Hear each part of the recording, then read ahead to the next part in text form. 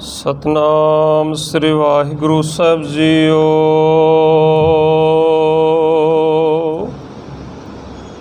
जो तो प्रेम खिलन का चाओ, सिर तर तली गली मेरी आओ। इत मार्ग पैर तरीजै, सिर दीजै कान न कीजै। पहला मरण कबूल, जीवन की छड्यास। हो सबन की रेणका, तो आओ हमारे पास। जद डुलदा खून शहीदां दा, तकदीर बदलदी कौमां दी। रंबियां नाल खोपर लैंदे जद, तस्वीर बदलदी कौमां दी। देगां विच जद उबले कोई, शांति दे सोमे वग पैंदे। जद चरबी ढले शहीदां दी, आसां दे दीवे जग पैंदे। टुटण जद तारे अरशां तो, जुगां चों चानण हो जावे।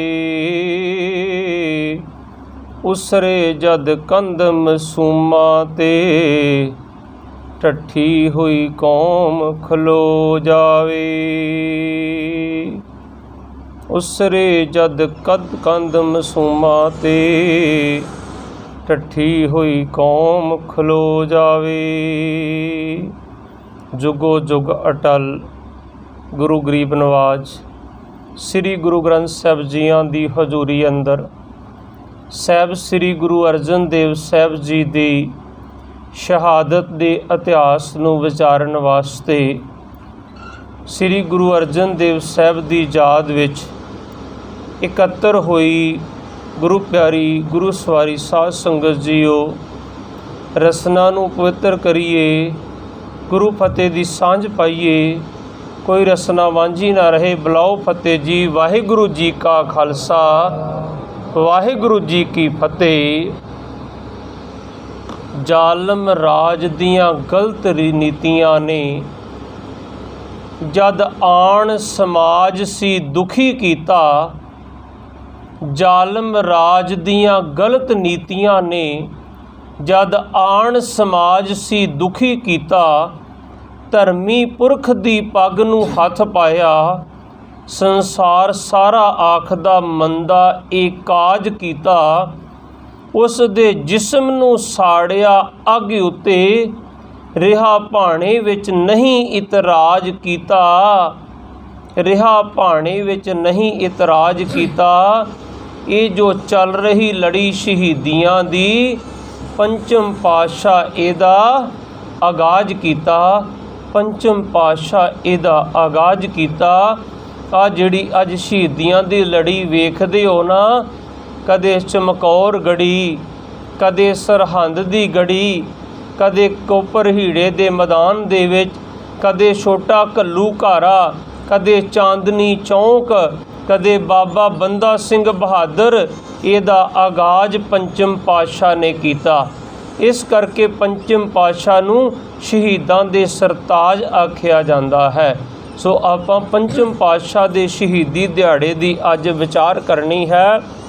गुरमुख प्यारिओ, गुरपुरब मनाउण दा भावर्थ की है। एक बेनती करा 5-7 मिनट वास्ते, जिन्ने चिर संगत आ रही है स्विच ऑफ कर दो, थोड़ी देर बाद ऑन कर देंगे आपां, क्योंकि हुण जल्दी संगत आ जाएगी फिर। सो गुरमुख प्यारिओ, एक अध्यापक का रोल की हुंदा, एक अध्यापक की ड्यूटी की हुंदी है। जिस तरह आप सारे समझते हो कि साडी इस ड्यूटी दे नाल कुछ परिवारक जिम्मेवारियां भी साडियां बनदियां, जुड़े होए हाँ परिवारां दे नाल।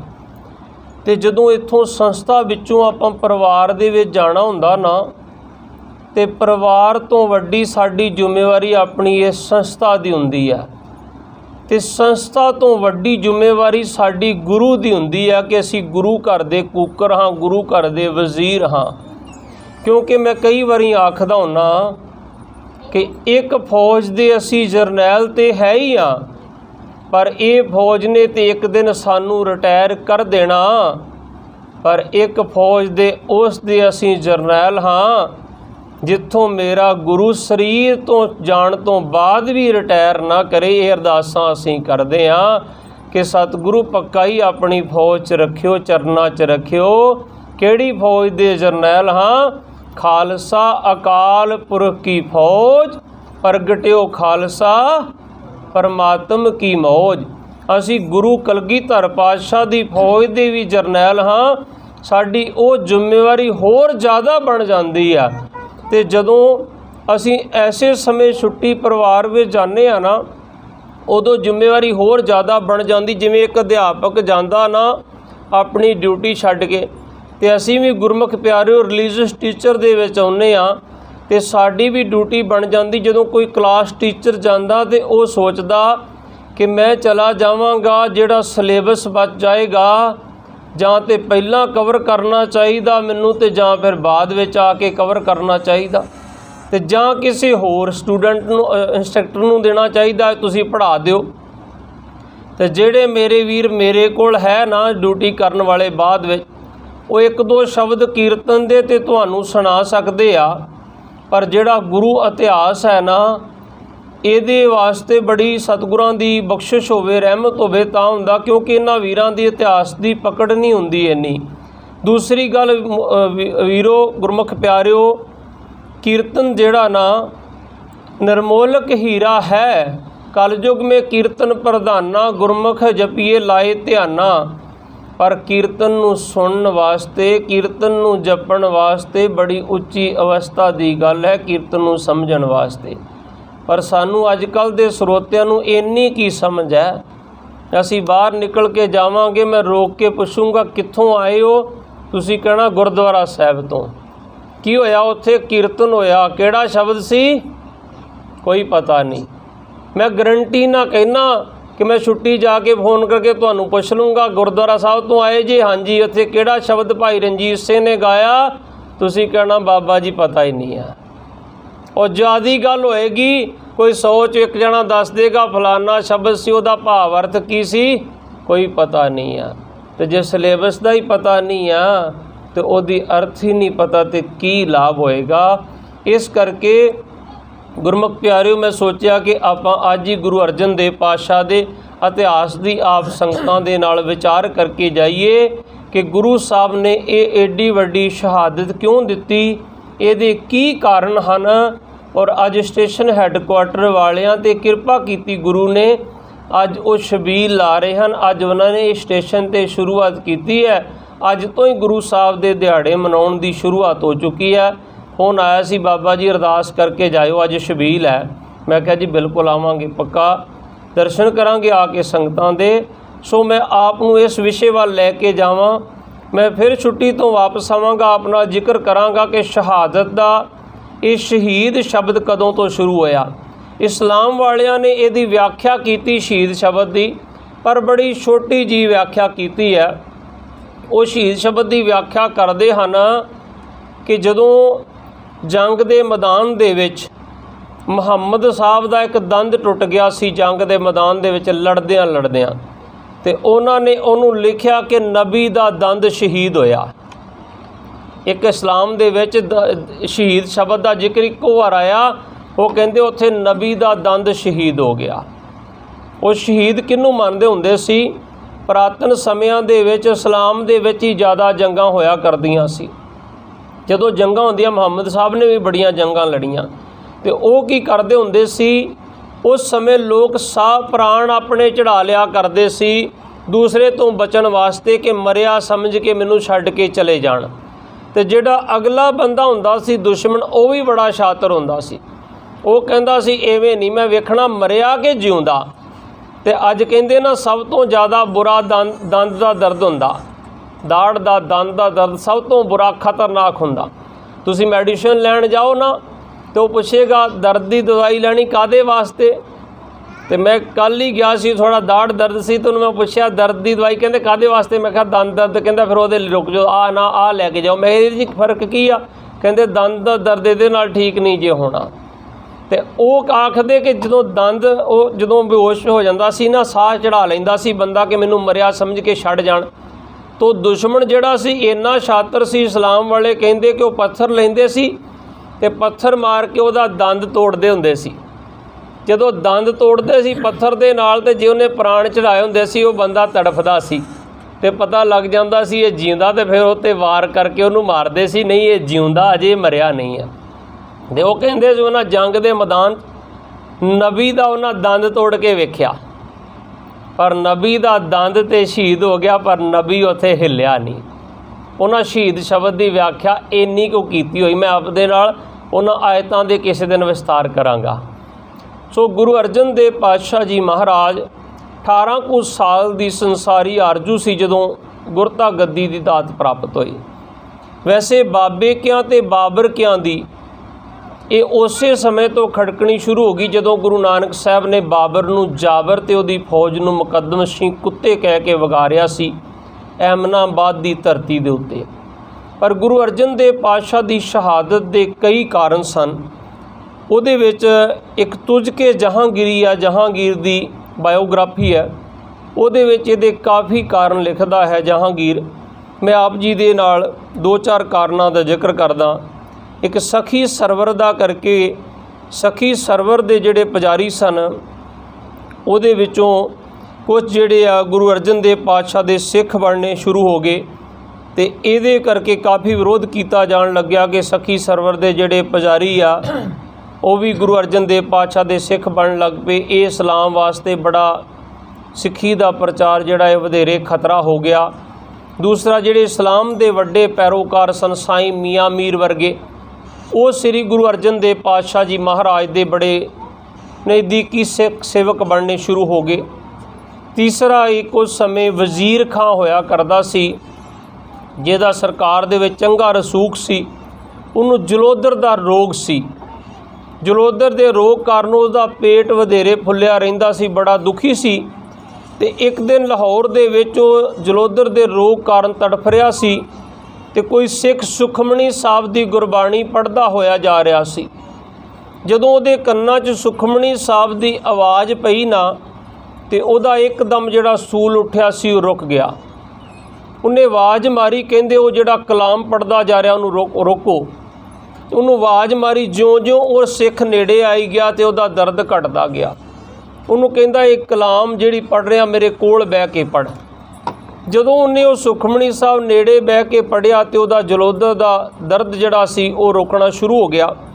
हुण जदों उहदे दर्द होनी, जिद्दां अपने किसी नूं कोई प्रॉब्लम होवे, कहंदे ना फलाने बाबे कोल लै जाओ, उन्हें उदों कहना कि उन्होंने फलाने सियाणे नूं बुला के लै आओ।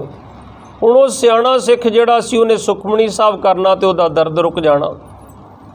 इसे तरह चलदा रहा। एक दिन वो कहंदा, सिखा तू मेरा पक्का इलाज क्यों नहीं कर दिंदा। हुण वजीर खां पैसे वाला सी। सिख कहंदा पक्का इलाज तेरा हो जाएगा पर मेरे कोल नहीं आ। पक्का इलाज तेरा होना उस गुरु कोल जिहदी ये बाणी आ। कहंदा बाणी किहदी आ? कहंदा गुरु अर्जन देव पातशाह दी। कहंदा मैनूं लैके चल उहदे कोल। अमृतसर साहब आया वजीर खान, और इधर श्री गुरु अर्जन देव पातशाह तखत ते बैठे हुए सरोवर साहब की सेवा चल रही आ। गारे दियाँ टोकरियां भर भर के संगतां बाहर जा रहीआं। जदों जाके इन्हें गुरु अर्जन देव पातशाह नूं मत्था टेकिया ना, तो सतगुरु नूं कहंदा महाराज मेरा बड़ा दर्द उठ रहा, इहदा पेट बड़ा फुलिया होया सी ते दर्द ना कुरला उठिया, उत्थे इहदे दर्द शुरू हो गया। महाराज कृपा कर दिओ। तो महाराज ने इशारा करके आख्या, कहंदे वो बुढ़ा बाबा जा रहा ना जिहड़ा ब्रह्म ज्ञानी बाबा बुढ़ा जी, कहंदे उन्होंने क्या तेरा रोग ठीक कर देणगे। हुण गुरु अर्जन देव पातशाह महाराज एक ग्रंथी सिंह नूं किड्डा वड्डा मान दिंदे हन कि आप कृपा नहीं कर सकते सी। ਜੇ ਮਾਤਾ ਗੰਗਾ ਜੀ ਨੇ ਕਿਹਾ ਪੁੱਤਰ ਚਾਹੀਦਾ ਤੇ ਕਹਿੰਦੇ ਜਾਓ ਗ੍ਰੰਥੀ ਸਿੰਘ ਕੋ ਅਰਦਾਸ ਕਰਾਓ। ਜੇ ਜਲੋਦਰ ਦੇ ਰੋਗ ਵਾਲਾ ਹੈ ਤੇ ਕਹਿੰਦੇ ਬਾਬਾ ਬੁੱਢਾ ਜੀ ਕੋਲ ਜਾਓ। ਹੁਣ ਇਹਦਾ ਭਾਵ ਅਰਥ ਕੀ ਸੀ ਕਿ ਸਤਿਗੁਰੂ ਮਹਾਰਾਜ ਨੇ ਕਿਹਾ ਕਿ ਗੁਰੂ ਚਰਨਾਂ 'ਚ ਅਰਦਾਸ ਕਰਾਇਆ ਕਰੋ, ਬੇਨਤੀ ਕਰੋਗੇ ਤੇ ਗੁਰੂ ਕਿਰਪਾ ਕਰੇਗਾ। ਜੁਗਤੀ ਤੇ ਗ੍ਰੰਥੀ ਸਿੰਘ ਤੁਹਾਨੂੰ ਦੱਸਣਗੇ। ਜਦੋਂ ਬਾਬਾ ਬੁੱਢਾ ਜੀ ਕੋਲ ਗਏ ਤਾਂ ਹੁਣ ਗ੍ਰੰਥੀ ਸਿੰਘ ਦੀ ਨਿਮਰਤਾ ਕਿਹੋ ਜੀ ਸੀ। ਜਦੋਂ ਗਏ ਤੇ ਬਾਬਾ ਬੁੱਢਾ ਜੀ ਨੇ ਹੱਥ ਜੋੜ ਕੇ ਆਖਿਆ, ਉਹ ਭਾਈ ਪਿਆਰਿਆ, ਉਹ ਜਿੱਥੇ ਸੂਰਜ ਚੜ੍ਹਿਆ ਹੋਵੇ ਨਾ ਉੱਥੇ ਦੀਪਕ ਦੀ ਰੋਸ਼ਨੀ ਕੁਝ ਨਹੀਂ ਕਰ ਸਕਦੀ। ਉਹ ਬੈਠੇ ਗੁਰੂ ਅਰਜਨ ਦੇਵ ਪਾਤਸ਼ਾਹ ਤਖਤ 'ਤੇ, ਉਹਨਾਂ ਕੋਲ ਜਾ, ਮੇਰੇ ਕੋਲ ਕੁਛ ਨਹੀਂ ਆ। ਮੈਂ ਤੇ ਸਿੱਧਾ ਸਾਦਾ ਜੱਟ ਵਾਂ, ਗੁਰੂ ਘਰ ਦੀਆਂ ਮੱਝਾਂ ਚਾਰਨ ਵਾਲਾ। ਆਹ ਗਾਰੇ ਦੀ ਟੋਕਰੀ ਢੋ ਰਿਹਾ ਮੈਂ। ਫਿਰ ਚਲਾ ਗਿਆ। ਫਿਰ ਜਾ ਕੇ ਰੋਣ ਲੱਗਿਆ, ਮਹਾਰਾਜ ਤੁਸੀਂ ਕਿਰਪਾ ਕਰੋ। ਮਹਾਰਾਜ ਕਹਿੰਦੇ ਤੈਨੂੰ ਕਿਹਾ ਨਾ ਜਾ ਬਾਬੇ ਬੁੱਢੇ ਕੋਲ। ਹੁਣ ਫਿਰ ਦੁਬਾਰਾ ਗਿਆ। ਫਿਰ ਦੂਸਰੀ ਵਾਰ ਜਾ ਕੇ ਆਖਿਆ ਤੇ ਬਾਬਾ ਬੁੱਢਾ ਜੀ ਨੇ ਫਿਰ ਕਿਹਾ ਤੈਨੂੰ ਕਿਹਾ ਨਾ ਗੁਰੂ ਅਰਜਨ ਦੇਵ ਪਾਤਸ਼ਾਹ ਕੋ ਜਾ। ਦੂਸਰੀ ਵਾਰ ਫਿਰ ਜਾ ਕੇ ਫਿਰ ਆਖਿਆ ਮਹਾਰਾਜ ਤੁਹਾਨੂੰ ਕਿਹਾ ਤੁਸੀਂ ਕਿਰਪਾ ਕਰੋ। ਜਦੋਂ ਜਾ ਕੇ ਚਰਨੀ ਫੜ ਲਏ, ਮਹਾਰਾਜ ਨੇ ਕਿਹਾ ਜਾ ਇੱਕ ਵਾਰੀ ਹੁਣ ਜਾ, ਫਿਰ ਪੈ ਜਾ ਕੇ ਬਾਬੇ ਬੁੱਢੇ ਦੀ ਚਰਨੀ। ਹੁਣ ਜਾ ਕੇ ਗੁੱਸੇ 'ਚ ਆ ਕੇ ਇੱਕਦਮ ਬਾਬਾ ਬੁੱਢਾ ਜੀ ਦੇ ਪੈਰਾਂ ਨਾਲ ਲਪਟ ਗਿਆ। ਬਾਬਾ ਬੁੱਢਾ ਜੀ ਦੇ ਸਿਰ 'ਤੇ ਟੋਕਰੀ ਸੀ ਗਾਰੇ ਦੀ। ਬਾਬਾ ਜੀ ਨੇ ਇੱਕਦਮ ਪਿਛਾਂਹ ਹਟ ਕੇ ਨਾ ਗਾਰੇ ਦੀ ਟੋਕਰੀ ਵਗਾ ਕੇ ਉਹਦੇ ਪੇਟ ਦੇ ਉੱਤੇ ਮਾਰੀ ਤੇ ਉਹਦੇ ਪੇਟ 'ਤੇ ਗਾਰੇ ਦੀ ਟੋਕਰੀ ਦਾ ਪ੍ਰੈਸ਼ਰ ਵੱਜਣ ਨਾਲ ਉਹਦਾ ਜਿਹੜਾ ਅੰਦਰ ਦਾ ਜਲੋਦਰ ਦਾ ਰੋਗ ਸੀ ਮੂੰਹ ਰਾਹੀਂ ਤੇ ਪਖਾਨੇ ਰਾਹੀਂ ਸਾਰਾ ਹੀ ਨਿਕਲ ਗਿਆ ਤੇ ਉਹ ਬਿਲਕੁਲ ਅਰੋਗ ਹੋ ਗਿਆ। ਹੈ ਤੇ ਬਹਾਨਾ ਬਣਨਾ ਸੀ, ਰੋਗ ਕੱਟਿਆ ਗਿਆ। ਹੁਣ ਉਹ ਵਜ਼ੀਰ ਖਾਂ ਜਿਹੜਾ ਸੀ ਉਹ ਪੱਕਾ ਹੀ ਗੁਰੂ ਘਰ ਦਾ ਸ਼ਰਧਾਲੂ ਬਣ ਗਿਆ ਤੇ ਉਹ ਵੀ ਗੁਰਬਾਣੀ ਦੇ ਨਾਲ ਜੁੜ ਗਿਆ। ਇਹ ਸਾਰੀਆਂ ਰਿਪੋਰਟਾਂ ਜਹਾਂਗੀਰ ਕੋ ਪਹੁੰਚਣ ਲੱਗ ਪਈਆਂ। ਇਹ ਸਾਰੀਆਂ ਤੁਜਕੇ ਜਹਾਂਗੀਰੀ ਦੇ ਵਿੱਚ, ਜਹਾਂਗੀਰ ਦੀ ਬਾਇਓਗ੍ਰਾਫੀ ਦੇ ਵਿੱਚ ਲਿਖੀਆਂ ਹੋਈਆਂ ਕਿ ਜਿਹੜਾ ਗੁਰੂ ਨਾਨਕ ਦੇ ਘਰ ਦਾ ਸਿੱਖੀ ਦਾ ਪ੍ਰਚਾਰ ਹੈ ਇਹ ਇਸਲਾਮ ਵਾਸਤੇ ਬੜਾ ਵੱਡਾ ਖਤਰਾ ਹੈ। ਇਹ ਲਿਖਿਆ ਇਹਨੂੰ ਦੁਕਾਨ ਨੂੰ ਬੰਦ ਕਰਨਾ ਚਾਹੀਦਾ, ਨਹੀਂ ਤੇ ਇਸਲਾਮ ਵਾਸਤੇ ਬੜਾ ਵੱਡਾ ਭਾਰੀ ਖਤਰਾ ਹੋਏਗਾ। ਇਹ ਗੱਲਾਂ ਬਾਤਾਂ ਅਜੇ ਇਸੇ ਤਰ੍ਹਾਂ ਚੱਲਦੀਆਂ ਸੀ ਕਿ ਜਹਾਂਗੀਰ ਦੇ ਪੁੱਤਰ ਖੁਸਰੋ ਨੇ ਬਗਾਵਤ ਕਰ ਦਿੱਤੀ ਆਪਣੇ ਪਿਤਾ ਦੇ ਖਿਲਾਫ, ਕਿਉਂਕਿ ਜਹਾਂਗੀਰ ਨਸ਼ੇੜੀ ਸੀ। ਉਹ ਕਹਿੰਦਾ ਸੀ ਕਿ ਇਹ ਜਿਹੜਾ ਰਾਜ ਭਾਗ ਆ ਮੈਨੂੰ ਦੇ ਦਿਓ। ਹੁਣ ਖੁਸਰੋ ਜਿਹੜਾ ਸੀ ਇਹਦੀ ਰਿਪੋਰਟ ਲੱਗੀ ਕਿ ਇਹ ਗੁਰੂ ਅਰਜਨ ਦੇਵ ਪਾਤਸ਼ਾਹ ਕੋਲ ਆਇਆ। ਹੁਣ ਗੁਰੂ ਘਰ ਜਿਹੜਾ ਮਰਜ਼ੀ ਆ ਸਕਦਾ। ਹੁਣ ਇਹ ਵੀ ਇਹਦੇ ਕਰਕੇ ਵੀ ਜਹਾਂਗੀਰ ਜਿਹੜਾ ਗੁਰੂ ਘਰ ਦੇ ਨਾਲ ਖਾਰ ਖਾਣ ਲੱਗ ਪਿਆ।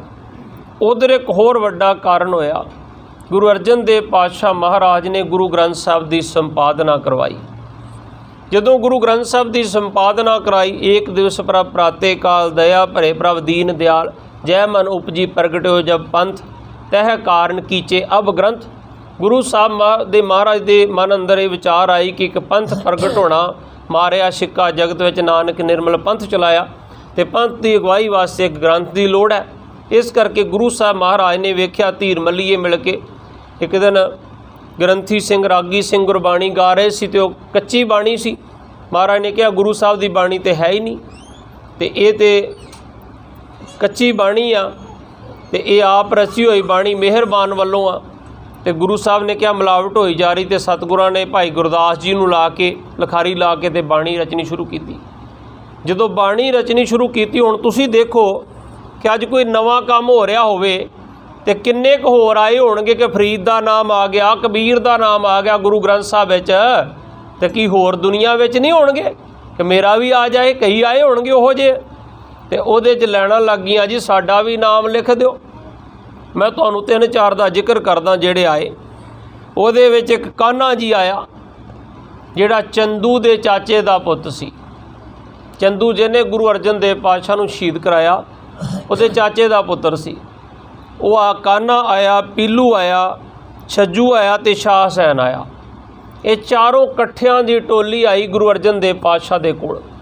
ਕਹਿੰਦੇ ਮਹਾਰਾਜ ਤੁਸੀਂ ਬਾਬੇ ਫਰੀਦ ਦੀ ਬਾਣੀ ਮੁਸਲਮਾਨ ਦੀ ਸ਼ਾਮਲ ਕਰ ਦਿੱਤੀ, ਕਬੀਰ ਜੁਲਾਹੇ ਦੀ ਸ਼ਾਮਲ ਕਰ ਦਿੱਤੀ, ਤੁਸੀਂ ਸਦਨੇ ਕਸਾਈ ਜਾਤੀ ਦੇ ਦੀ ਸ਼ਾਮਲ ਕਰ ਦਿੱਤੀ, ਰਵਿਦਾਸ ਚਮਾਰ ਦੀ ਸ਼ਾਮਲ ਕਰ ਦਿੱਤੀ, ਤਰਲੋਚਨ ਪੰਡਤ ਦੀ ਬਾਣੀ ਸ਼ਾਮਲ ਕਰ ਦਿੱਤੀ, ਬੇਣੀ ਘੁਮਿਆਰ ਦੀ ਸ਼ਾਮਲ ਕਰ ਦਿੱਤੀ, ਤੁਸੀਂ ਸਾਡੀ ਕਿਉਂ ਨਹੀਂ ਸ਼ਾਮਲ ਕਰਦੇ? ਮਹਾਰਾਜ ਕਹਿੰਦੇ ਲਿਆਓ ਤੁਸੀਂ, ਤੁਹਾਡੀ ਗੁਰਬਾਣੀ ਕਿਹੜੀ ਆ, ਜੇ ਗੁਰਮਤਿ ਦੇ ਅਨੁਕੂਲ ਹੋਏਗੀ ਕਰ ਦਿਆਂਗੇ। ਹੁਣ ਮਹਾਰਾਜ ਨੇ ਬਿਠਾ ਲਿਆ ਸਤਿਕਾਰ ਦੇ ਨਾਲ। ਕਾन्हा ਜੀ ਨੂੰ ਕਹਿੰਦੇ ਦੱਸ ਕੀ ਹੈ? ਤੇ ਕਾन्हा जी ने शब्द पढ़ के सुनाया, कहते ओही रे मैं ओही रे, जाको वेद प्राण सब गावे, खोजत खोज न कोई रे। कहते मैं ओही हाँ जिन्हों वेद प्राण सारे ग्रंथ गाउंदे, मैं ओही हाँ। हुण इहदा भाव अर्थ की हो गया? हुण वेद प्राण ग्रंथ किनू गाउंदे आ? गुरु ग्रंथ साहिब महाराज किनू गाउंदे, किहदी गल करदे आ? एको है भाई, एको है साहिब मेरा, एको है परमात्मा नू गाउंदे ना। ते ओ की कह रहा सी? कान्हा की कह रहा कि मैं ओहो ही हाँ जिन्हों सारे ग्रंथ गाउंदे आ, कि अपने आप नू रब कह रहा कि मैं रब ही हाँ। तो सतगुरु जी महाराज कहते नहीं, ये तो निरी हंकार की गल है। तो सतगुरु महाराज कहते आ कि हंकार इत्थे पाउंदा नहीं, होमे नावे नाल विरोध है, दोए ना वसे एक ठाए। जिथे हंकार हो इत्थे मालक दा नाम नहीं वस सकता, आपस विच विरोधी है। इस करके ये गुरमत के अनुकूल नहीं है, ये शामिल नहीं हो सकता। वो सोचता सी मेरा हुकूमत चंगा रसूख आ, इस करके ये शामिल कर देंगे, तो गुरु साहब ने इनकार कर दिता। हुण पीलू बोल पिया, महाराज ये तो निरा हंकारी बंदा है, तुसीं इहनूं छड्डो, मेरे शब्द शामिल कर दो। महाराज कहते तूं दस तेरा की आ? ते पीलू ने आख्या, पीलू असां नालों से भले, जमदियां जो मुए। उन्होंने क्या इन्हें हंकार की गल की, तो मैं निमरता की गल कर देना। कहता महाराज साढ़े नो तो वो बड़े चंगे जिहड़े जमदे ही मर जाते आ। महाराज कहते भी वो क्यों भाई, जिहड़े जमदे मर जाते वो क्यों चंगे आ? ओना चिकड़ पाव ना थोड़िया ना अलूद पे। महाराज उन्हां दे पैरां नूं बिल्कुल ही चिकड़ नहीं लगता, वो तो जिवें दे आए उवें दे संसार तो चले गए, नहीं जिथे बंदा आके किन्ने पाप कर जाता। महाराज कहते ये तो गुरमत दे बिल्कुल उल्ट चला गया भाई। ये तो 84 लाख जूनी तो बाद बंदे नूं ये देही मिली सी, भई प्रापत मानुख देहोरिया गोबिंद मिलन की, ये तेरी बरिया अवर काज तेरे किते ना काम, मिल साध संगत भज केवल नाम, नानक के घर केवल नाम। तेनू परमात्मा नू मिलनी देही मिली, तू कहना जमदिया मर गए, तो आत्म हत्या वाली गल हो गई, तो कैरता वाली गल हो गई। ये किहड़ी तू गल कीती है? तो बिल्कुल उल्ट है। हुण इन्नी गल होंदे तीजा फिर उठ खलोता, महाराज इन्हां दे ते अनुकूल नहीं, मेरी बाणी बिल्कुल अनुकूल है। छज्जू कहंदा मेरी तुसीं सुणो एक बार। महाराज कहते तू बोल पाई, तेरा की है? कहंदे कागद संधि पुतली। उन्हें क्या मैं तो विषय चेंज कर देना। कहंदे कागद संधि पुतली तो न तरिया निहार। कहंदे महाराज जिहड़ियां औरतां ना वो बेचारियां कागज़ दी पुतली वांग हुंदियां। कागद संधि पुतली तो न तरिया निहार। महाराज कहंदे क्यों इस तरह क्यों आ? जो ही मार लजावी जथा बलोचन ताड़। कहंदे जो बलोच आउंदे मार के लै जांदे ना, इवें जिहड़ा मर्जी घेर के लै जावे, औरतां ते इवें ही हुंदियां। महाराज कहंदे ये ते गुरमत दे बिल्कुल उल्टा। इत्थे ते गुरमत ने माई भाग कौर वर्गी मां नूं जन्म देना सी, जिन्हें जे भाई डोल गए ना तो उन्होंने सूरबीर योधे बना के उन्होंने अगवाई करके जाना सी। इत्थे ते बीबी हरशरण कौर ने आउणा सी, जिहड़ी अफगाना दे गढ़ नूं चीरदी होई जमरौद दे किले चों चिट्ठी लैके सरदार हरी सिंह नलूए तक कल्ली पहुँच जाती आ। ते जिथे गुरु नानक साहब ने आख्या सो क्यों मंदा आखिए जित जम्मे राजान, जिहड़ी राजियां महाराजियां नूं जन्म दे सकदी आ, जिहड़ी राजे महाराजे पैदा कर सकदी, गुरु अर्जन देव पातशाह जी आखदे वो इन्नी कमज़ोर क्यों हो सकदी, किवें हो सकदी आ? तुहाडी सोच कमज़ोर है। सतगुरु जी महाराज कहंदे मां कदे कमज़ोर नहीं हुंदी। महाराज कहंदे इस करके ये गुरमत दे अनुकूल नहीं आ। तुहाडे शब्द ये गुरु ग्रंथ साहिब दे विच लिखे नहीं जा सकदे। हुण चौथा उठ खलोता शाह हुसैन, कहंदे महाराज इन्हां दियां सारियां दियां गल्लां लिखण वालियां नहीं, हुण तुसीं मेरियां गल्लां सुणोगे पक्का लिखोगे। महाराज कहंदे तूं बोल। वो कहंदा चुप वे अड़िया, चुप वे अड़िया, बोलन की नहीं जावे अड़िया। ਕਹਿੰਦੇ ਮਹਾਰਾਜ ਤੁਸੀਂ ਗੁਰੂ ਗ੍ਰੰਥ ਸਾਹਿਬ 'ਚ ਲਿਖ ਦਿਓ ਕਿ ਬੰਦੇ ਨੂੰ ਚੁੱਪ ਹੀ ਧਾਰ ਲੈਣੀ ਚਾਹੀਦੀ ਹੈ, ਮੋਹ ਨਹੀਂ ਧਾਰ ਲੈਣਾ ਚਾਹੀਦਾ, ਕੁਝ ਬੋਲਣਾ ਹੀ ਨਹੀਂ ਚਾਹੀਦਾ। ਉਹਨੇ ਸੋਚਿਆ, ਸ਼ਾਹ ਨੇ ਸੋਚਿਆ ਕਿ ਪਹਿਲਾ ਜਿਹੜਾ ਆਇਆ ਸੀ ਕਾਨ੍ਹਾ, ਤੇ ਉਹਨੇ ਕਿਹਾ ਸੀ ਮੈਂ ਉਹੋ ਹੀ ਹਾਂ ਜਿਹਨੂੰ ਵੇਦ ਪੁਰਾਣ ਸਾਰੇ ਗਾਉਂਦੇ, ਤੇ ਮਹਾਰਾਜ ਨੇ ਠੁਕਰਾ ਦਿੱਤਾ। ਪੀਲੂ ਆਇਆ ਸੀ, ਕਹਿੰਦਾ ਸਾਡੇ ਨੂੰ ਉਹ ਚੰਗੇ ਜਿਹੜੇ ਜੰਮਦੇ ਮਰ ਜਾਂਦੇ, ਮਹਾਰਾਜ ਨੇ ਕਿਹਾ ਇਹ ਵੀ ਸਹੀ ਨਹੀਂ। ਤੀਸਰਾ ਆਇਆ ਸੀ, ਉਹ ਕਹਿੰਦਾ ਸੀ ਔਰਤ ਜਿਹੜੀ ਆ ਉਹ ਕਾਗਜ਼ ਦੀ ਪੁਤਲੀ ਹੁੰਦੀ ਆ, ਮਹਾਰਾਜ ਨੇ ਉਹਨੂੰ ਠੁਕਰਾ ਦਿੱਤਾ। ਤੇ ਕਹਿੰਦੇ ਹੁਣ ਇਹਨੋਂ ਚੰਗਾ ਤੇ ਇਹ ਆ ਕਿ ਮੈਂ ਕਹਿੰਦਾ ਵੀ ਕੁਝ ਵੀ ਨਾ ਬੋਲੀਏ, ਚੁੱਪ ਹੀ ਰਹੀਏ, ਮੋਹ ਨਹੀਂ ਧਾਰਨ ਕਰ ਲਈਏ। ਤੇ ਮਹਾਰਾਜ ਹੱਸ ਕੇ ਆਖਦੇ ਆ, ਉਹ ਭਾਈ ਪਿਆਰਿਆ ਇਹ ਜਨਮ ਚੁੱਪ ਕਰਨ ਵਾਸਤੇ ਨਹੀਂ ਮਿਲਿਆ। ਇੱਥੇ ਤੇ ਗੁਰੂ ਨਾਨਕ ਪਾਤਸ਼ਾਹ ਦਾ ਸ਼ਬਦ ਹੈ 661 ਅੰਗ ਤੇ, ਮਹਾਰਾਜ ਕਹਿੰਦੇ ਜਬ ਲਗ ਦੁਨੀਆ ਰਹੀਏ ਨਾਨਕ ਕਿਛ ਸੁਣੀਐ ਕਿਛ ਕਹੀਐ। ਹੁਣ ਸਾਂਝ ਕਿਵੇਂ ਬਣਦੀ ਹੈ? ਵਿਚਾਰਾਂ ਦਾ ਆਦਾਨ ਪ੍ਰਦਾਨ ਕਰਨ ਕਰਕੇ ਹੀ ਬਣਦੀ ਹੈ ਨਾ। ਹੁਣ ਜੇ ਤੁਸੀਂ ਵੀ ਚੁੱਪ ਬੈਠੇ ਰਹੋ, ਮੈਂ ਵੀ ਚੁੱਪ ਬੈਠਾ ਰਵਾਂ, ਤੇ ਕਿਵੇਂ ਗਿਆਨ ਵਧੇਗਾ ਗਾਂ? ਗੁਰੂ ਨਾਨਕ ਪਾਤਸ਼ਾਹ ਕਹਿੰਦੇ ਜਦੋਂ ਤੱਕ ਦੁਨੀਆ 'ਚ ਰਹੀਏ ਨਾ, ਕੁਛ ਸੁਣੀਏ ਤੇ ਕੁਛ ਕਹਿਣਾ ਕਰੀਏ। ਪਰ ਸੁਣਨਾ ਬੜਾ ਔਖਾ ਜੇ, ਕਹਿਣਾ ਫਿਰ ਵੀ ਆਸਾਨ ਹੈ। ਤੁਸੀਂ ਕਿਸੇ ਨੂੰ ਆਪਣਾ ਦੁੱਖ ਦੱਸਣ ਲੱਗੋਗੇ ਨਾ, ਅਗਲਾ ਅੱਧੀ ਕੀ ਗੱਲ ਸੁਣੇਗਾ, ਕਹੇਗਾ ਰੁਕ ਥੋੜ੍ਹਾ, ਤੈਨੂੰ ਮੈਂ ਦੱਸਦਾ ਮੇਰੇ ਨਾਲ ਵੀ ਇਸੇ ਤਰ੍ਹਾਂ ਹੋਇਆ। ਤੁਸੀਂ ਆਪਣੀ ਗੱਲ ਕਰਕੇ ਦੇਖਿਓ। ਮਹਾਰਾਜ ਕਹਿੰਦੇ ਸੁਣਤੇ ਪਨੀਤ ਕਹਤੇ ਪਵਿੱਤ। ਕਹਿਣ ਵਾਲੇ ਨੂੰ ਸੁਣਨ ਵਾਲੇ 3 ਗੁਣੇ ਭਾਗਾਂ ਵਾਲੇ ਹੁੰਦੇ। ਸੁਣਨਾ ਬੜਾ ਮੁਸ਼ਕਲ ਹੈ, ਇਸ ਕਰਕੇ ਮਹਾਰਾਜ ਨੇ ਕਹਿਣ ਵਾਸਤੇ ਇੱਕ ਮੁੱਖ ਦਿੱਤਾ, ਸੁਣਨ ਵਾਸਤੇ 2 ਸਾਨੂੰ ਕੰਨ ਦਿੱਤੇ ਹੋਏ ਹਨ। ਸੋ ਗੁਰਮੁਖ ਪਿਆਰਿਓ, ਸਤਿਗੁਰਾਂ ਨੇ ਜਦੋਂ ਇਹਨਾਂ ਦੇ ਸ਼ਬਦਾਂ ਨੂੰ ਲਿਖਣਾ ਸਵੀਕਾਰ ਨਹੀਂ ਕੀਤਾ ਨਾ, ਫਿਰ ਇਹ ਚਾਰੇ ਦੇ ਚਾਰੇ ਕਾਨ੍ਹੇ ਦੀ ਅਗਵਾਈ ਹੇਠ ਇਕੱਠੇ ਹੋ ਕੇ ਫਿਰ ਇਹ ਚਲੇ ਜਾਂਦੇ ਹਨ ਚੰਦੂ ਦੇ ਕੋਲ। ਉਧਰ ਚੰਦੂ ਦੇ ਅੰਦਰ ਇੱਕ ਅੱਗ ਬਲਦੀ ਸੀ। ਸਮਾਂ ਥੋੜ੍ਹਾ ਹੈ, ਮੈਂ ਥੋੜ੍ਹਾ ਜਿਹਾ ਸੰਖੇਪ ਜ਼ਿਕਰ ਕਰਾਂ। ਚੰਦੂ ਜਿਹੜਾ ਉਸ ਸਮੇਂ ਉਮਰਾਓ ਸੀ ਜਹਾਂਗੀਰ ਦਾ। ਚੰਦੂ ਨੇ ਕੀ ਕੀਤਾ, ਪਹਿਲਾਂ ਕਈ ਹੀਲੇ ਵਸੀਲੇ ਇੱਧਰ ਗੁਰੂ ਅਰਜਨ ਦੇਵ ਪਾਤਸ਼ਾਹ ਦੇ ਵੱਡੇ ਭਰਾ ਪ੍ਰਿਥੀਏ ਨੇ ਕੀਤੇ।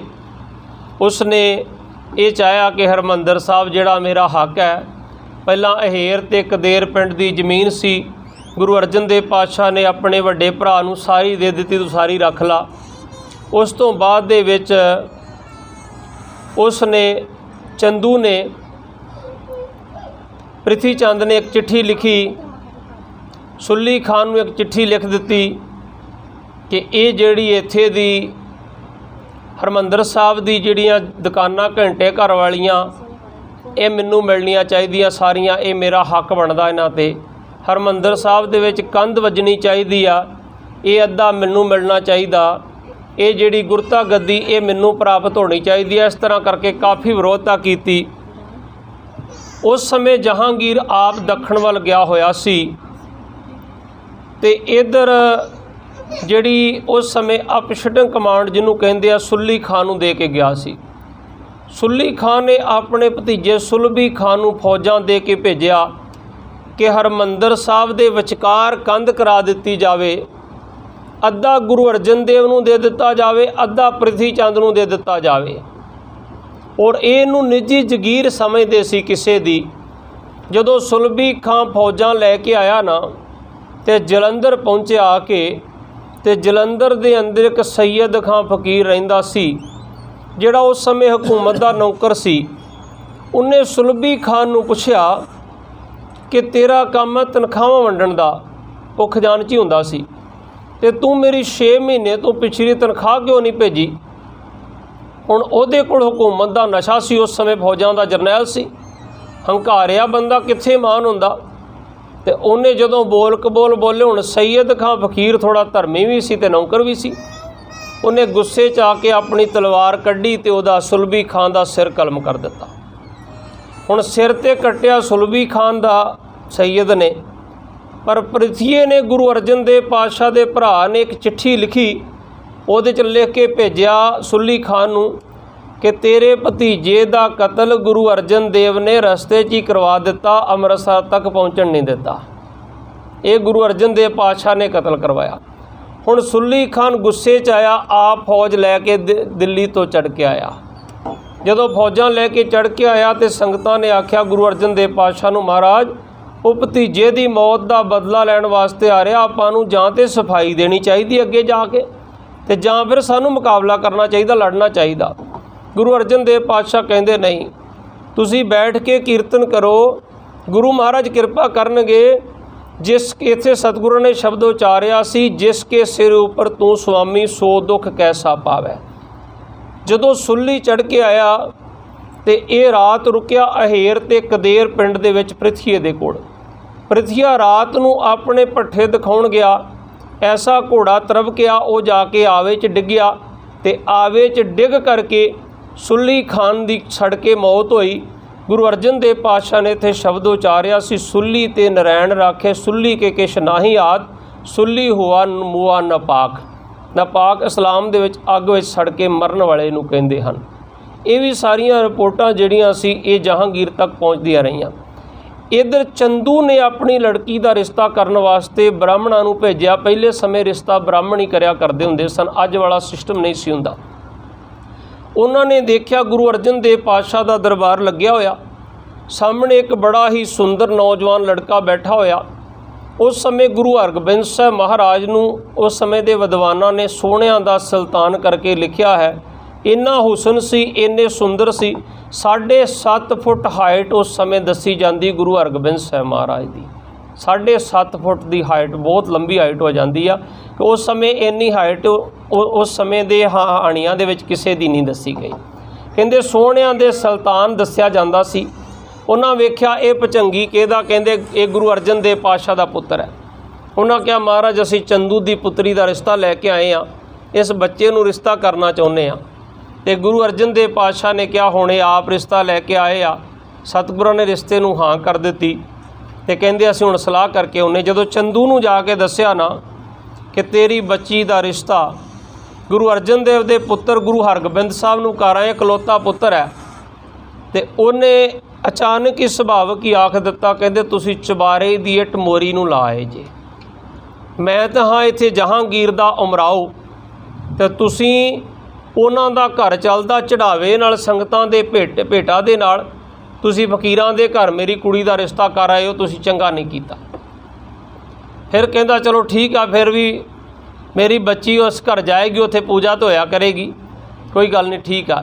ਪਰ ਕੋਈ ਜਿਹੜੇ ਗੁਰੂ ਘਰ ਨੂੰ ਮੰਨਣ ਵਾਲੇ ਬੈਠੇ ਸੀ ਨਾ ਵਿੱਚ, ਉੱਥੇ ਉਹਨਾਂ ਨੇ ਇੱਕ ਪੱਤਰਕਾ ਲਿਖ ਕੇ ਭੇਜ ਦਿੱਤੀ ਕਿ ਮਹਾਰਾਜ ਚੰਦੂ ਦੀ ਪੁੱਤਰੀ ਦਾ ਰਿਸ਼ਤਾ ਬਿਲਕੁਲ ਨਹੀਂ ਲੈਣਾ। ਉਹਨੇ ਗੁਰੂ ਘਰ ਦੀ ਬੜੀ ਨਰਾਦਰੀ ਦੇ ਸ਼ਬਦ ਕਹੇ ਆ, ਉਹਨੇ ਆਪਣੇ ਆਪ ਨੂੰ ਚੁਬਾਰਾ ਤੇ ਗੁਰੂ ਘਰ ਨੂੰ ਮੋਰੀ ਆਖਿਆ। ਹੁਣ ਜਦੋਂ ਇਹ ਰਿਸ਼ਤਾ ਪੱਕਾ ਕਰਨ ਦੁਬਾਰਾ ਬ੍ਰਾਹਮਣ ਪਹੁੰਚੇ ਨਾ ਪੰਡਿਤ ਜੀ, ਤੇ ਗੁਰੂ ਅਰਜਨ ਦੇਵ ਪਾਤਸ਼ਾਹ ਨੇ ਆਖਿਆ ਮੇਰੇ ਵਾਸਤੇ ਸੰਗਤਾਂ ਦਾ ਹੁਕਮ ਜਿਹੜਾ ਸਭ ਤੋਂ ਉੱਪਰ ਹੈ, ਇਸ ਕਰਕੇ ਇਸ ਰਿਸ਼ਤੇ ਨੂੰ ਮੈਂ ਮਨਜ਼ੂਰ ਨਹੀਂ ਕਰਦਾ, ਇਹ ਰਿਸ਼ਤਾ ਮਨਜ਼ੂਰ ਨਹੀਂ ਆ। ਹੁਣ ਜਦੋਂ ਵਾਪਸ ਆ ਕੇ ਦੱਸਿਆ ਗਿਆ, ਫਿਰ ਉੱਥੇ 3 ਪੱਤਰਕਾ ਲੈ ਕੇ ਫਿਰ ਉਹ ਬ੍ਰਾਹਮਣ ਵਾਪਸ ਆਏ। ਪਹਿਲੀ ਪੱਤਰਕਾ ਦਿੱਤੀ ਗਈ, ਮਹਾਰਾਜ ਮੈਂ ਕੋਈ ਜ਼ਿਆਦਾ ਗੱਲ ਨਹੀਂ ਸੀ ਕਹੀ, ਤੁਹਾਡੇ ਸਿੱਖਾਂ ਨੇ ਵਧਾ ਚੜਾ ਕੇ ਆਖਿਆ, ਮਹਾਰਾਜ ਨੇ ਇਨਕਾਰ ਕਰ ਦਿੱਤਾ। ਦੂਸਰੀ ਪੱਤਰਕਾ ਦਿੱਤੀ, ਮਹਾਰਾਜ ਰਿਸ਼ਤਾ ਲੈ ਲਓ, ਮੈਂ ਤੁਹਾਨੂੰ ਬਹੁਤ ਇਨਾਮ ਦਵਾਵਾਂਗਾ ਹਕੂਮਤ ਦੇ ਕੋਲੋਂ। ਤੀਸਰੀ ਪੱਤਰਕਾ ਜਦੋਂ ਦੂਸਰੀ ਟਕਰਾਈ ਫਿਰ ਕਿਹਾ ਨਹੀਂ ਤਾਂ ਮੈਂ ਤੁਹਾਨੂੰ ਸਜ਼ਾਏ ਮੌਤ ਦਵਾ ਦਿਆਂਗਾ। ਮਹਾਰਾਜ ਨੇ ਕਿਹਾ ਜੋ ਮਰਜ਼ੀ ਤੂੰ ਕਹੇ, ਰਿਸ਼ਤਾ ਸਵੀਕਾਰ ਨਹੀਂ। ਹੁਣ ਇਹ ਰਿਸ਼ਤਾ ਵਾਪਸ ਹੋ ਗਿਆ। ਹੁਣ ਦੇਖੋ ਨਿੱਜੀ ਲੜਾਈ ਨੂੰ ਇੱਕ ਬੰਦਾ ਧਾਰਮਿਕ ਲੜਾਈ ਬਣਾ ਕੇ ਕਿਵੇਂ ਪੇਸ਼ ਕਰਦਾ ਹਕੂਮਤ ਦੇ ਵਿੱਚ। ਹੈ ਸੀ ਉਹਦੀ ਆਪਣੀ ਨਿੱਜੀ ਲੜਾਈ, ਰਿਸ਼ਤਾ ਉਹਦਾ ਠੁਕਰਾਇਆ ਗਿਆ। ਉਹਨੇ ਜਹਾਂਗੀਰ ਦੇ ਕੋਲ ਜਾ ਕੇ ਕੰਨ ਕੀ ਭਰਨੇ ਸ਼ੁਰੂ ਕੀਤੇ ਕਿ ਮਹਾਰਾਜ ਗੁਰੂ ਅਰਜਨ ਦੇਵ, ਉਹਨੇ ਤੇ ਇੱਕ ਗ੍ਰੰਥ ਰਚ ਦਿੱਤਾ ਗੁਰੂ ਗ੍ਰੰਥ, ਉਹਦੇ ਵਿੱਚ ਤੇ ਮੁਹੰਮਦ ਸਾਹਿਬ ਦਾ ਕਿਤੇ ਨਾਮ ਹੀ ਨਹੀਂ ਲਿਖਿਆ।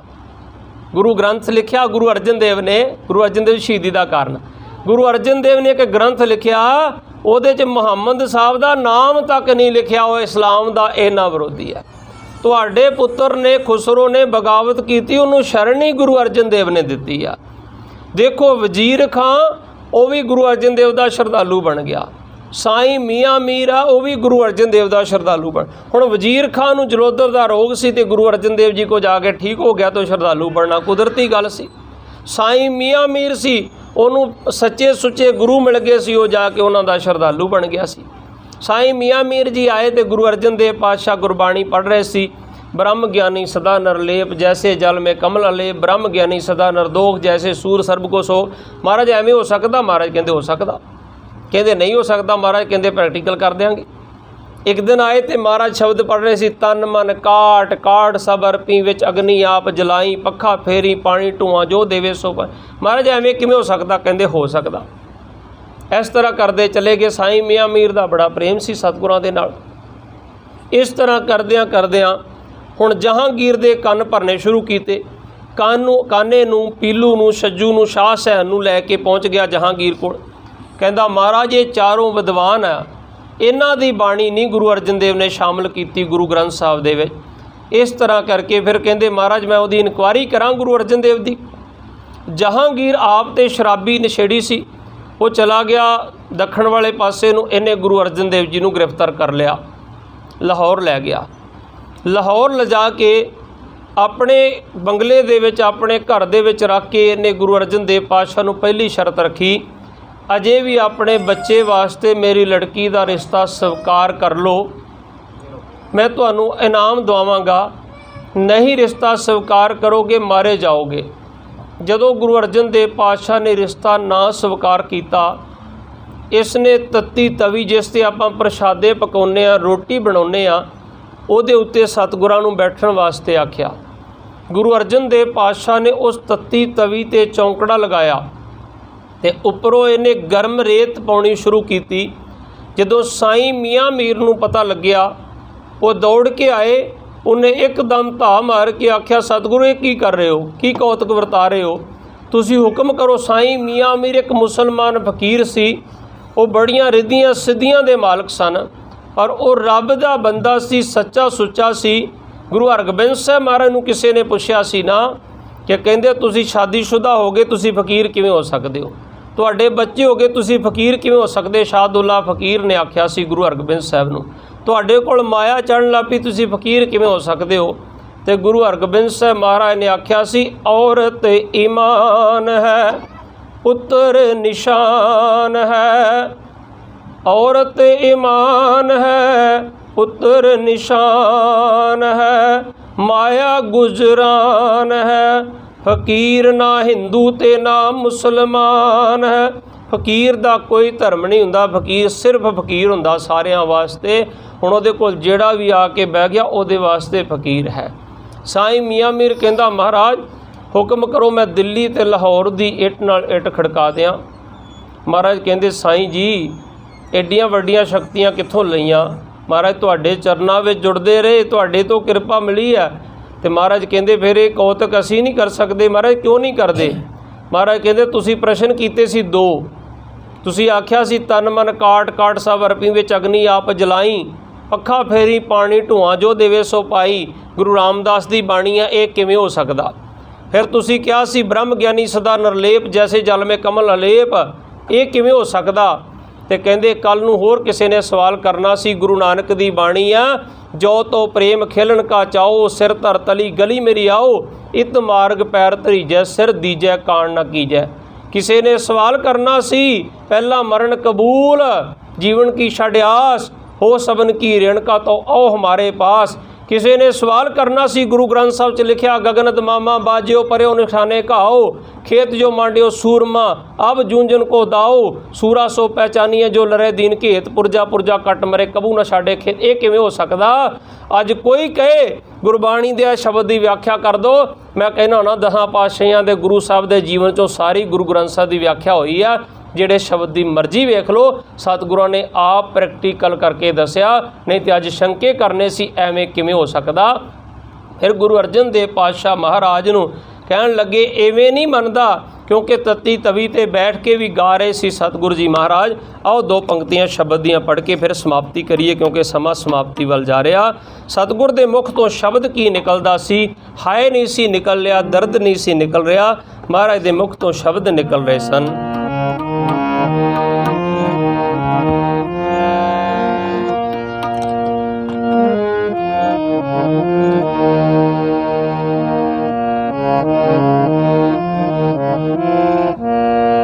तेरा किया मीठा लागे, हर नाम पदार्थ नानक मांगै, तेरा किया मीठा लागै। हर नाम पदार्थ नानक मांगै।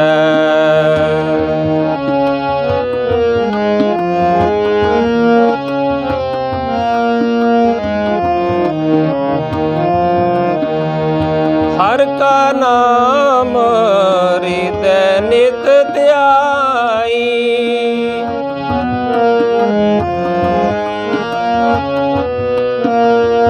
हर का नाम हृदय नित ध्याई। संगी साथी सगल तराई, संगी साथी सगल तराई। तेरा किया मीठा लागै, हर नाम पदार्थ नानक मांगै। हर नाम पदार्थ नानक मांगै।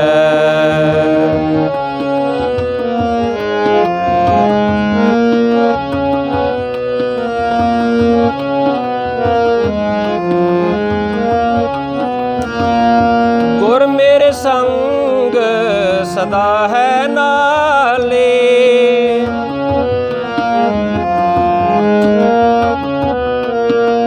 गुर मेरे संग सदा है नाले।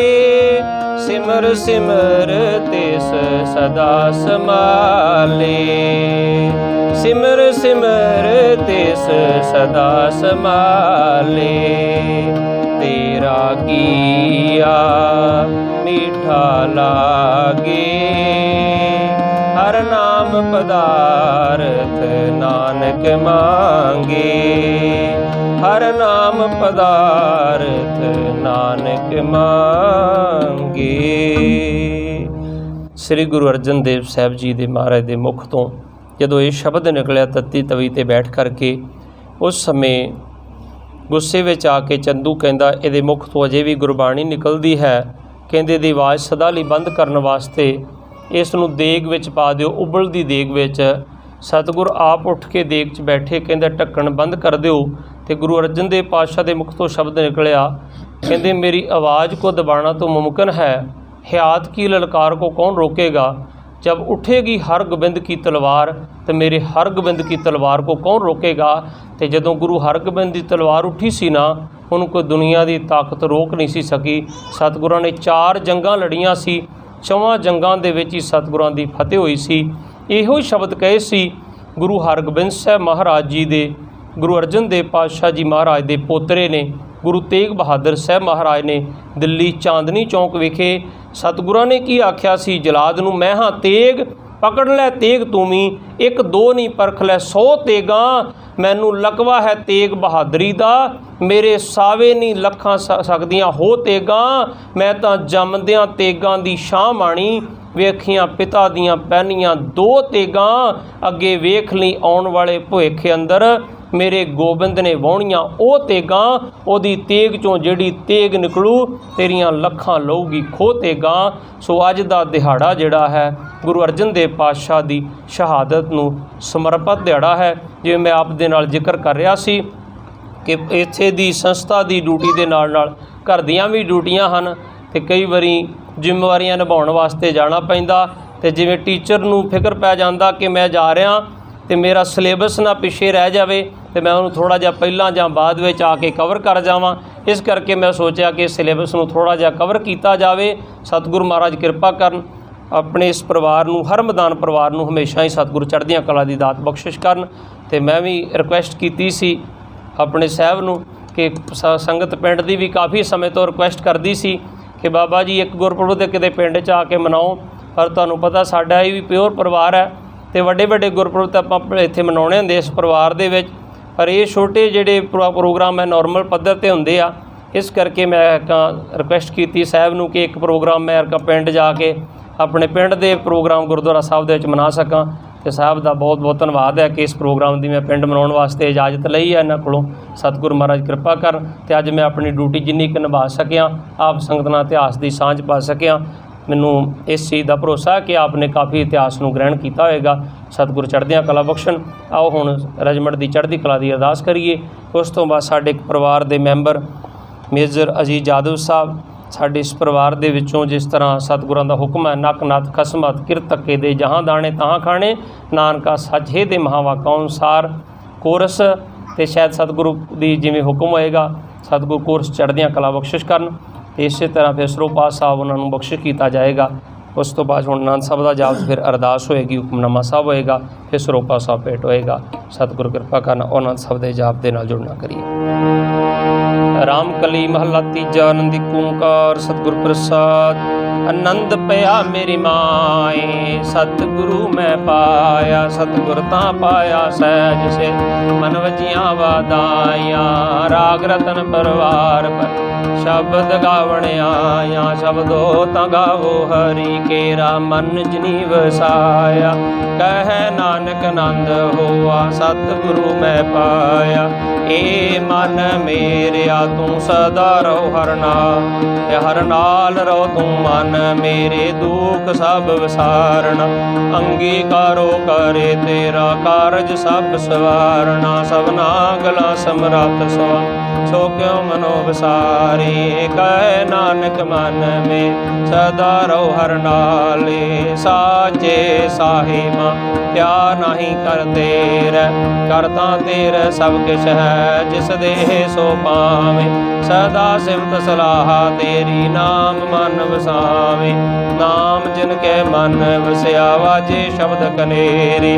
ਕਹਿ ਨਾਨਕ ਸੱਚੇ ਸਾਹਿਬ ਕਿਆ ਨਹੀਂ ਕਰ ਤੇਰੇ। ਸਾਚਾ ਨਾਮ ਮੇਰਾ ਆਧਾਰ, ਸਾਚ ਨਾਮ ਆਧਾਰ ਮੇਰਾ। ਜਿਨ ਭੁੱਖਾਂ ਸਭ ਗਵਾਏ, ਕਰ ਸ਼ਾਂਤ ਸੁਖ ਮਨ ਆਏ ਵਸਿਆ। ਜਿਨ ਇੱਛਾ ਸਭ ਪੁਜਾਈਆਂ, ਸਦਾ ਕੁਰਬਾਨ ਕੀਤਾ ਗੁਰੂ ਨਿਹਦੀਆਂ ਏ ਵਡਿਆਈਆਂ। ਕਹਿ ਨਾਨਕ ਸੁਣੋ ਸੰਤੋ ਸ਼ਬਦ ਧਰੋ ਪਿਆਰੋ। ਸਾਚਾ ਨਾਮ ਮੇਰਾ ਆਧਾਰ, ਵਾਜੇ ਪੰਚ ਸ਼ਬਦ ਤਿਤ ਕਾਰ ਸਭਾਗੇ। ਕਾਰ ਸਭਾਗੇ ਸ਼ਬਦ ਵਾਜੇ, ਕਾਲਾ ਜਿਤ ਕਰਤਾਰਿਆ। ਪੰਚ ਦੋਤਤ ਵਸ ਕੀਤੇ, ਕਾਲ ਕੰਟ ਕੋ ਮਾਰ। ਤੁਰ ਕਰਮ ਪਾਇਆ ਤੁਰ ਜਿਨ ਕਉ ਸੇ, ਨਾਮ ਹਰ ਕੈ ਲਾਗੇ। ਕਹਿ ਨਾਨਕ ਤੈ ਸੁਖ ਹੋਆ ਤਿਤ ਕਰ ਅਨਹਦ ਵਾਜ। ਆਨੰਦ ਸੁਣੋ ਵਡ ਭਾਗਿਓ ਮਨੋਰਥ ਪੂਰੇ। ਪਾਰ ਬ੍ਰਹਮ ਪ੍ਰਭਾਤ ਉਤਰੇ ਸਗਲ ਵਸੂਰੇ। ਦੁਖ ਰੋਗ ਸੰਤਾਪ ਉਤਰੇ ਸੋਹਣੀ ਸੱਚੀ ਬਾਣ। ਸੰਤ ਸਾਜਨ ਪਏ ਸਰਸੇ ਪੂਰੇ ਗੁਰ ਤੇ ਜਾਣ। ਸੁਣਤੇ ਪਨੀਤ ਕਹਤੇ ਪੁਰਤ ਸਤਿਗੁਰ ਹੈ ਭਰਪੂਰ। ਬਿਨਵੰਤ ਨਾਨਕ ਗੁਰ ਚਰਨ ਲਾਗੇ, ਵਾਜੇ ਅਨਹਦ ਤੋਰੇ ਸਲੋਕ। ਪਵਨ ਗੁਰੂ ਪਾਣੀ ਪਿਤਾ ਮਾਤਾ ਤਰਤ ਮਹਤ। ਦਿਵਸ ਰਾਤ ਦੋਇ ਦਾਈ ਦਾਇਆ, ਖੇਲੇ ਸਗਲ ਜਗਤ। ਚੰਗਿਆਈਆਂ ਬੁਰਿਆਈਆਂ ਵਾਜੇ ਧਰਮ ਹਦੂਰ। ਕਰਮੀ ਆਪੋ ਆਪਣੀ, ਕੇ ਨੇੜੇ ਕੈ ਦੂਰ। ਜਿਨੀ ਨਾਮ ਧਿਆਇਆ ਗਏ ਮਸਕਤ ਕਾਲ। ਨਾਨਕ ਤੇ ਮੁਖ ਉਜਲੇ ਕੀਤੀ ਛੁੱਟੀ ਨਾਲ। ਵਾਹਿਗੁਰੂ ਜੀ ਕਾ ਖਾਲਸਾ ਵਾਹਿਗੁਰੂ ਜੀ ਕੀ ਫਤਿਹ ਫਤਿਹ। ਵਾਹਿਗੁਰੂ ਜੀ ਕਾ ਖਾਲਸਾ ਵਾਹਿਗੁਰੂ ਜੀ ਕੀ ਫਤਿਹ ਫਤਿਹ। ਜਿਨੀ ਨਾਮ ਧਿਆਇਆ ਗਏ ਮਸਕਤ ਕਾਲ। ਨਾਨਕ ਤੇ ਮੁਖ ਉਜਲੇ ਕੀਤੀ ਛੁੱਟੀ ਨਾਲ। ਵਾਹਿਗੁਰੂ ਜੀ ਕਾ ਖਾਲਸਾ ਵਾਹਿਗੁਰੂ ਜੀ ਕੀ ਫਤਿਹ। ਤੋ ਠਾਕੁਰ ਤੁਮ ਪੈਰਦਾਸ, ਜੀਉ ਪਿੰਡ ਸਭ ਤੇਰੀ ਰਾਸ। ਤੁਮ ਮਾਤ ਪਿਤਾ ਹਮ ਬਾਰਕ ਤੇਰੇ, ਤੁਮਰੀ ਕੀ